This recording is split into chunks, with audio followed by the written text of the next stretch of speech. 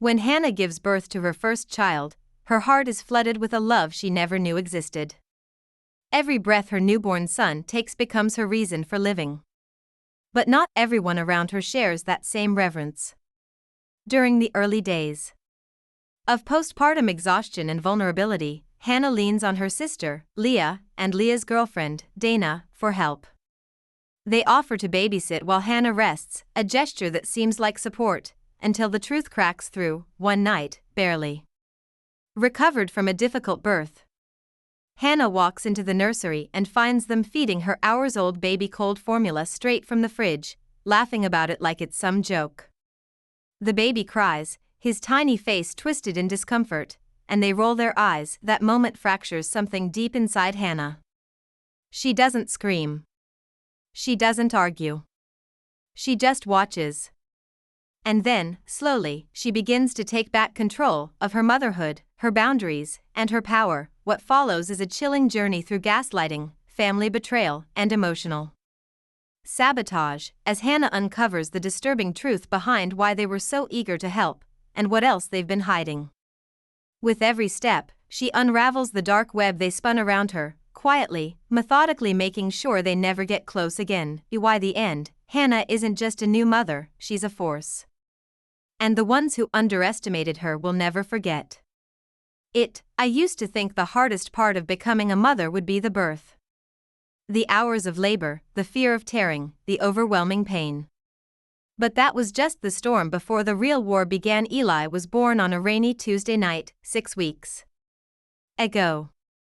7 pounds even, with a loud, raspy cry that cracked something wide open in me. I remember clutching him to my chest, sobbing while the nurses wiped the blood from my legs. That moment, just the two of us, felt sacred, but sacred things don't stay untouched for long. The hospital stay blurred into a haze of beeping monitors and nurse check-ins. Then came home, sterile walls, too bright lighting, and a crib that still smelled like fresh paint. My body was wrecked. Sleep was a rumor. And I couldn't seem to stop crying. Not sad tears. Just constant. Like my body was leaking all the fear I hadn't let out in delivery. Leah, my sister, offered to help. "You need rest," she said. She's 3 years younger, always the one who could charm her way out of a speeding ticket or into VIP at a club. She showed up with Dana, her girlfriend, who barely made eye contact with me but immediately took charge like she owned the place. "You go lie down," Dana insisted. "We've got him." I was too tired to argue. The first time they watched Eli, I slept 4 straight hours, a miracle. When I woke up, they had cleaned the kitchen and folded some of his clothes. I was grateful and guilty. How had they managed to do all this while I could barely walk to the bathroom? But something about Dana always rubbed me wrong. She held Eli like he was an accessory. She never looked at his face, just stared at her phone or chatted with Leah. Still, I said nothing. Because I needed help. Because I was scared of being ungrateful. Then came the night everything shifted. It was nearly midnight. I had just fed Eli and laid him down. Leah and Dana were watching TV in the living room. I went to the kitchen to get a snack and overheard them laughing. Dana's voice was loud, careless. "She actually warms the formula every single time. Like he's the Prince of England." Leah laughed. "She's obsessed. It's weird." I stood there frozen, the fridge door still open. My blood went cold. I peeked around the corner and saw them at the table. Dana was holding Eli in one arm, tipping a bottle into his mouth with the other. I knew that bottle, it had been in the fridge. It was still full when I put it there after sterilizing earlier. They hadn't warmed it. Eli squirmed, his tiny body twisting. His face scrunched in discomfort. They didn't notice. Or didn't care. "He'll be fine," Dana muttered. "He'll learn not to be so fussy." And then, the laugh. That cruel, dismissive laugh. Like none of this mattered. Like he didn't matter. I didn't say a word. I stepped back into the hallway and waited. When they left an hour later, I didn't even walk them out. I just nodded, clutching Eli against my chest, feeling his warmth return to me. That night, I didn't sleep. I stared at the ceiling and counted every reason I'd convinced myself to trust them. The next morning, I told Leah I was going to start doing everything myself. No offense, I said, forcing a smile. I just think I need the practice. She raised an eyebrow but didn't push. Dana didn't speak to me at all, but inside, something was building. A quiet rage I couldn't explain. Not just because they fed my newborn cold formula. Not just because they laughed, but because they had treated him like he was nothing more than a burden I had to learn to let go of. They didn't know what that night did to me. They didn't know what I had just started planning, because they would never hold him again. Not after that, and that was only the beginning. It started with silence. The kind that stretches between people who know something's broken but don't want to admit who broke it. Leah didn't call for 3 days after that night. Dana didn't call at all. I spent those 3 days memorizing Eli's every movement. The way his lips puckered before he cried. The way he curled into me when he slept, like he knew I was his only safety. I started writing down everything I noticed. When he fed. How much he drank. The color of his spit up. It was obsessive. But it made me feel like I was undoing what they had done. On the 4th day, Leah showed up unannounced. I opened the door and found her standing there with a takeout bag and a fake smile. She didn't ask to hold Eli. She just stepped inside and started talking. I brought Ty. Thought maybe you could use a break. I stood still. You didn't call. She shrugged. Didn't think I had to. We're not strangers, Hannah. I almost laughed. But it came out dry, like dust. She followed me into the kitchen and started unpacking the food. Look, she said, glancing over her shoulder. I know Dana can be blunt. But she meant well. We were trying to help. By feeding my newborn cold formula and mocking me? She flinched. That part she hadn't expected me to say out loud. I heard everything, I said, stepping closer. I saw you. Do you know what happens when babies drink cold formula straight from the fridge? She didn't answer. She just looked at me, her face tightening with something between shame and defensiveness. I was tired, I continued. I trusted you. And you treated him like he was just inconvenient. Hannah, no, she said quickly. That's not fair. We didn't mean, you laughed. That stopped her. For a moment, she just stood there. And I saw the cracks. She wasn't sorry. She was caught. And that wasn't the same. I think it's best if we take a little space, I said. Hannah, come on, no. You had one chance. And you didn't just disrespect me. You hurt him. You laughed at him. I took Eli from his crib and held him tightly. Leah watched, her mouth opening like she wanted to say something, but nothing came out. She left 10 minutes later, the takeout still on the counter. That night, I locked every door. I closed every curtain. And I started a journal, not just a baby journal. A record of every moment, every slight, every red flag I had ignored, like the time Dana had scolded me for hovering when Eli was only 2 weeks old. Or the way Leah had told me to relax every time I asked them to wash their hands before holding him. Or how they always seemed annoyed by how much he cried, as if he was an inconvenience in their version of my motherhood. It all began to stack up, and then, 3 days later, I received a text from Dana. Hope you've cooled off. Leah's worried about you. We're family, you know. No apology. No acknowledgement. Just expectation. It's when I knew this wasn't just about one cold bottle of formula. It was about control. They had wanted access to Eli. Not to help. But to be in charge. To decide when he cried, how he fed, and when I got to be a mother. And when I took that control back, they got angry, but they had no idea who they were dealing with. because I wasn't just a tired new mom anymore, I was awake now, and I had just begun to uncover what they really wanted from my son, and why. The days after Dana's text were quieter, but not peaceful. I felt watched. Not in the way you do when someone stares from across a room, no, this was subtler. Messages from mutual friends asking if I was okay. A neighbor mentioning they saw Leah's car parked down the street. Dana's name appearing in my people.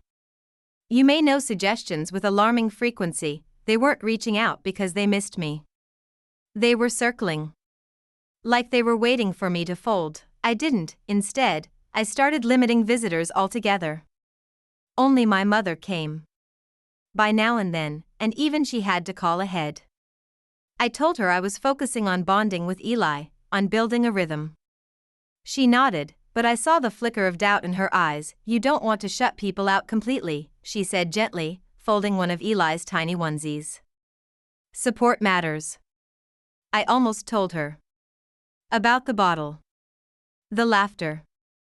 The way Leah had dismissed it all like I was imagining things. But I couldn't. Not yet. Part of me still clung to the hope that maybe I had overreacted. That maybe postpartum hormones had amplified everything. Then came the pediatric appointment. It was a regular checkup. Weight gain, feeding habits, development.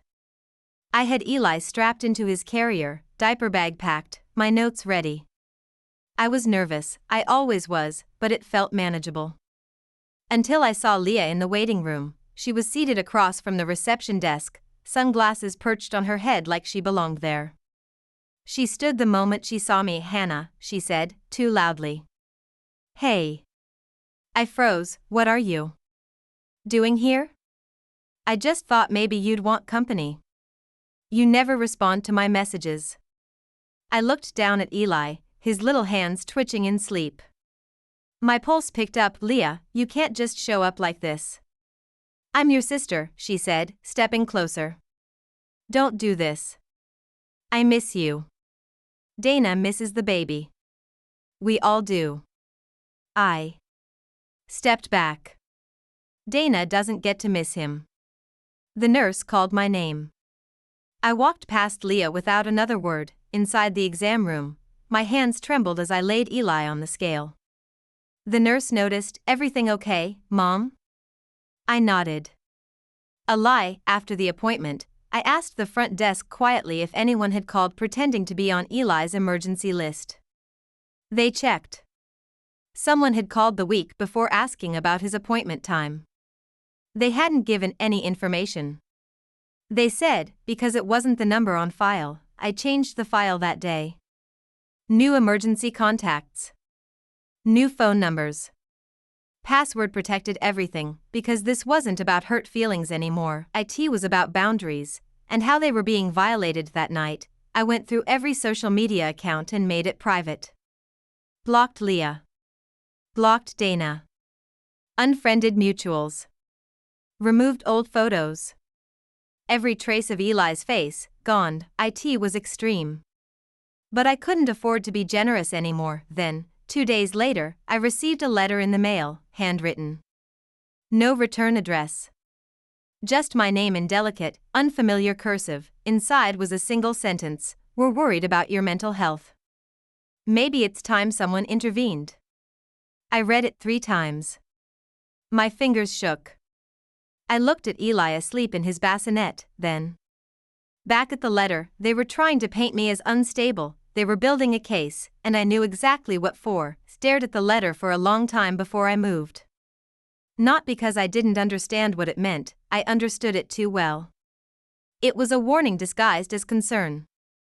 A veiled threat pretending to be compassion. Someone was watching me closely enough to send that, and worse, someone believed. They had the right to question my sanity. That night, after Eli finally fell asleep, I sat on the edge of the bed and began to record. Not a baby milestone video. Not a message to family. Just me. My face. My voice. Calm. Direct. I'm documenting this because I believe my sister and her partner are trying to build a narrative that I'm unstable. I'm not. I am a new mother, yes. I am tired. But I am clear. And I am protecting my son. I saved the video and backed it up to multiple drives, then I began keeping records. Every message. Every call. Every voicemail from Leah or Dana. Screenshots. Timestamps. Even the weird ones from mutual friends who suddenly wanted to drop by or check in. I knew the signs. When people want to take something from you legally, they don't storm the gate. They whisper to the judge about your state of mind. They collect anecdotes. Half-truths. They frame concern as evidence. And in the absence of loud anger, they call your silence suspicious, but they underestimated me. A week passed. Then too. No more letters. No calls. No sightings. Just quiet until one morning, I found a post on social media from a friend of Leah's. A long, vague rant about how some people use motherhood as an excuse to isolate their children, how it's sad to watch a baby become a pawn. The comments were worse as she needs help. Sad what postpartum can do to some women. I just hope someone steps in before it's too late. I wasn't named. But I didn't have to be, they were planting the seeds. I called my lawyer the next day. Yes, I had one. I'd quietly retained her after the letter. She listened to everything. I showed her screenshots. Read her the note. She didn't blink. This is soft setup for a custody petition, she said. Or worse, a welfare report. I nearly vomited, but they're not the parents, I said. They have no rights. They don't need rights. They just need to convince someone with power that your judgment is compromised. That your son is at risk. My stomach turned. Risk.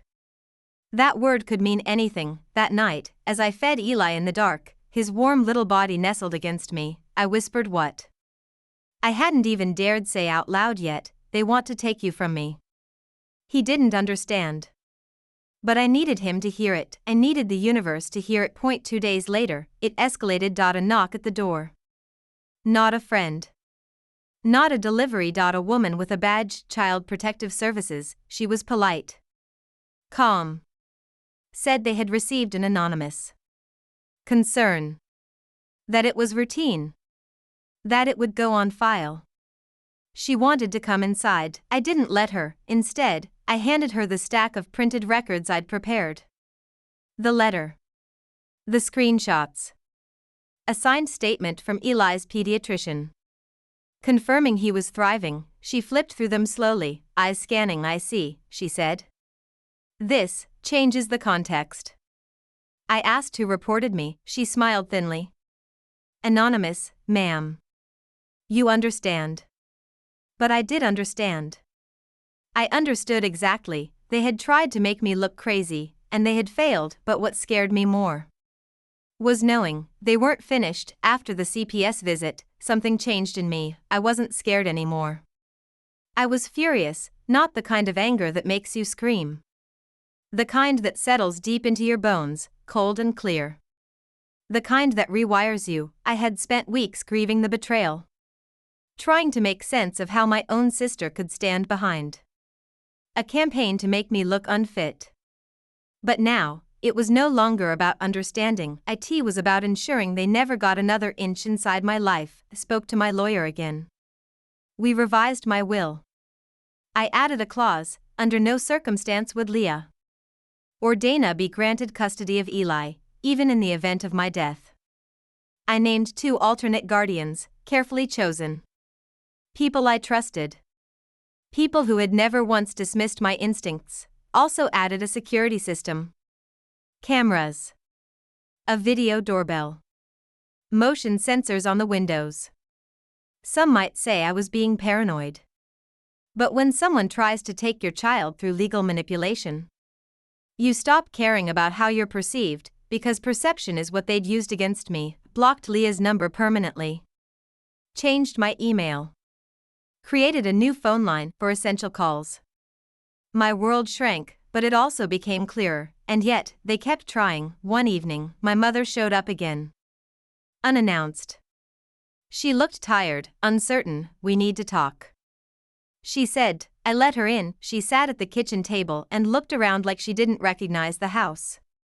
Eli was in his swing nearby, cooing softly. "Leah told me some things," she began. "That you're not doing well. That you're isolating. She's worried." I almost laughed. "She sent CPS to my door."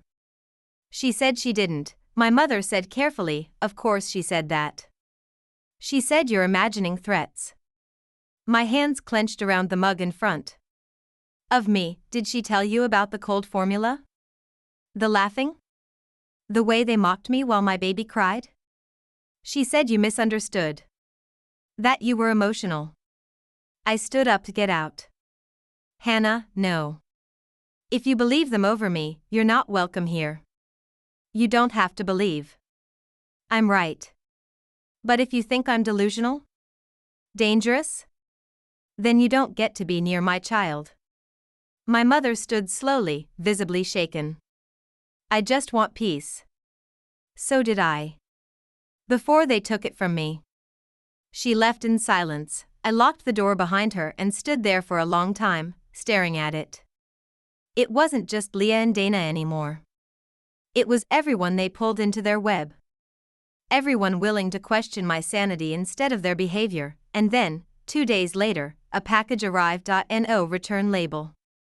Just a box left at my doorstep. Inside, one of Eli's hospital caps.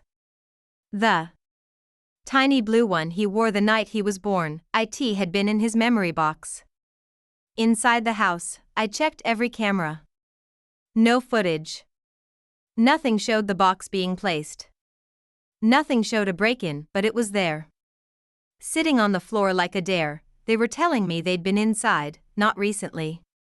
Not necessarily. But at some point, they had touched his things. I moved that night. Temporarily. A friend offered her guest room across town. I packed Eli's things, the camera system, my files, and I wrote another video, not for the authorities. For Leah and Dana. I didn't send it, but in it, I said everything I never dared say to their faces. I looked into the lens and said, "You thought I was weak. You thought you could scare me into silence. But you forgot one thing: I am his mother. And I will burn the whole world before I let you near him again."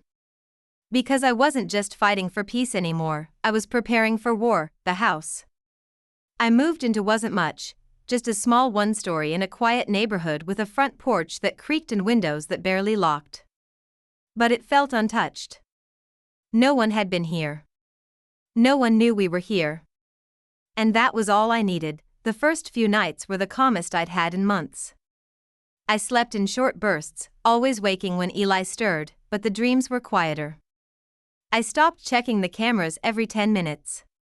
I even let myself cry once, the kind of cry that comes after you've held it in too long, not out of sadness, but release. Then on the 5th morning, I noticed something. The baby monitor, which I had set up beside Eli's bassinet, flashed.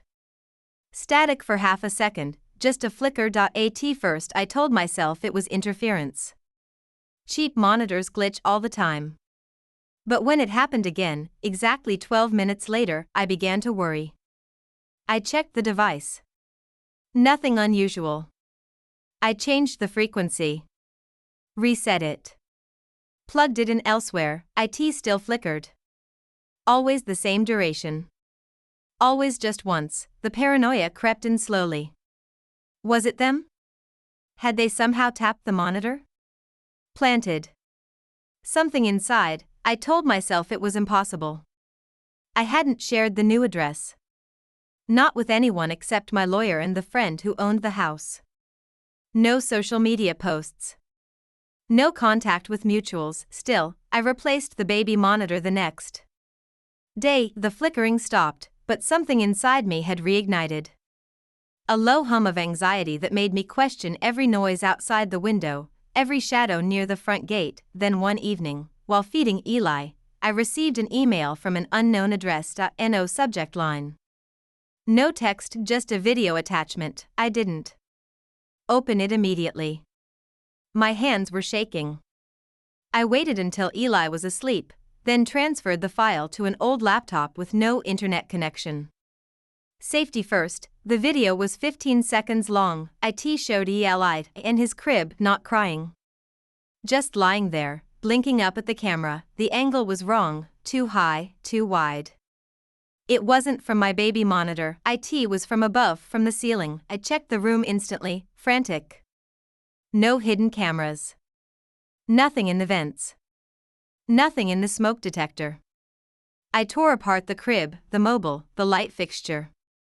Nothing. I went outside, checked every window.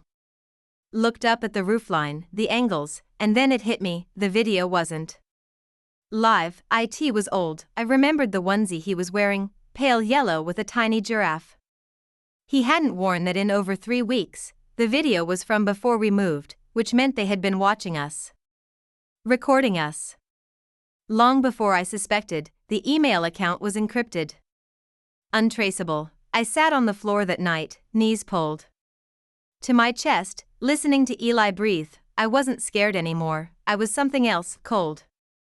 Calculating, because whoever sent that video wanted me to feel powerless. They wanted me to feel hunted, but what they didn't realize was that every step they took, they left a trail, and I was done being prey. The next day, I bought a camera of my own, not for the house, for them, because if they wanted a game, I would play it, and this time, I'd be watching back. I never told anyone about the video, not my lawyer. Not my friend. Not even the police. There's something people don't understand about harassment when it comes from family. It's not loud. It's not always violent. It's patient. It waits for the moment you look like the one losing control. And that's what they wanted. For me to scream, to overreact, to show fear. So they could use it, but I wasn't going to give them that. Instead, I waited, installed new cameras inside and out. Cameras with motion alerts, hidden behind vents and in corners. I adjusted my routine, feeding times, diaper changes, naps, just slightly each day. I moved the crib twice.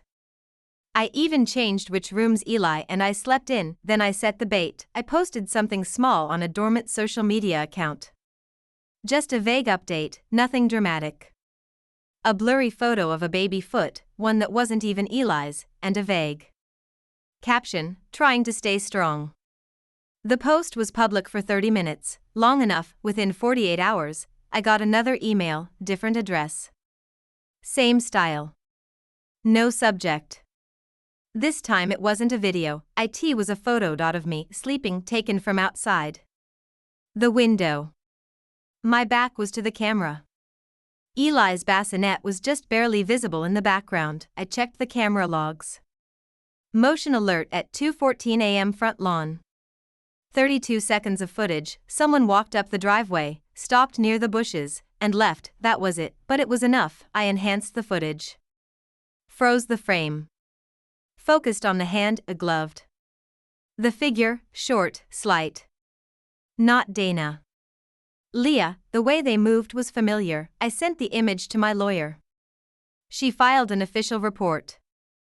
This time, we brought the police in. I gave them the previous footage, the emails, the printed photo, but that wasn't the win. The win came 3 days later, when Dana slipped up. She posted a selfie from a friend's apartment. Innocent enough. But behind her, barely visible on a side table, was a scrap of paper, not a grocery list, and next to it, the hospital cap. Eli's CAPIMY capped. I zoomed in until the pixels bled. It was unmistakable. They had kept it. That was the last piece I needed. Confronted Leah the next morning. I didn't call. I didn't send a message. I showed up at her apartment. She opened the door looking startled. Her eyes immediately dropped to the camera I had clipped to my jacket. "What are you doing here?" she asked. "I know it was you." Her face tightened. "I have video of someone trespassing. I have photos. I have the emails. And I have a lawyer." She started to say something, stopped. Then, quietly, "You're taking this too far." "No," I said. "You did." You could have apologized. You could have stepped away. But you chose to turn my child into a target. That's not what this is, then what is it? I asked, voice rising. Because from where I'm standing, you tried to paint me as unstable. You sent CPS to my house. You recorded my child. You broke into my home. Her eyes flickered. A flash of something. Not guilt. Not fear, satisfaction. That's when I realized she didn't care if she got caught, she just wanted to be seen. This was about power, control, and I had just taken it from her. I turned and walked away without another word. That night, my lawyer filed for a restraining order, but that wasn't the end, because the next morning, I found a note slid under the door of the new house. One line, you think this ends with paper? I kept the note, not because I wanted to be reminded of the threat, but because I wanted to remember the line they crossed. It wasn't just the surveillance or the invasion. It wasn't even the manipulations or false reports. It was the arrogance, the belief that they could dismantle my life from the inside, then warn me it wasn't over. That they still had the upper hand. That I was still the frightened new mother they'd once cornered in her own home. They were wrong. The restraining order went through. The police opened a formal investigation. My lawyer filed a civil case citing harassment, stalking, and emotional distress. I didn't expect any of it to end with handcuffs. I knew how this worked. These kinds of monsters didn't get dragged out in public, they slipped out quietly. Pretending they were the victims all along, but I didn't need them punished, I needed them gone, and that's exactly what happened. Leah and Dana disappeared from social media. No posts. No comments. Mutual friends stopped asking questions. Whispers replaced words. Somewhere, the story changed. Somewhere, the people who once believed them began to feel the unease I'd carried for months. Truth has a way of surfacing. Quietly. Persistently. Eli turned 4 months old. He began to laugh, finally, those deep belly giggles that make you believe in something bigger than yourself. I recorded everyone. I built new photo albums. Refilled his memory box. The new house became a home. Not because of locks or alarms, but because we were finally safe. Still, I kept watching, not obsessively, but with intent. The cameras stayed up. My legal case moved forward. I kept my notes, my backups, my logs. Not out of fear, but strategy, because the kind of people who believe they're entitled to your child don't just walk away, they wait, they test the boundaries, but what they never understand is that mothers are made in fire. You can scare them, corner them, mock them while they're children. Cry, but if they survive that? You never get near them again, not without paying. 2 weeks after the restraining order was issued, I received one final email. No words. No photo. Just a screenshot. A snippet of a message between Dana and Leah. Dana, she's not breaking. She's colder than ever. Leah, then we lost.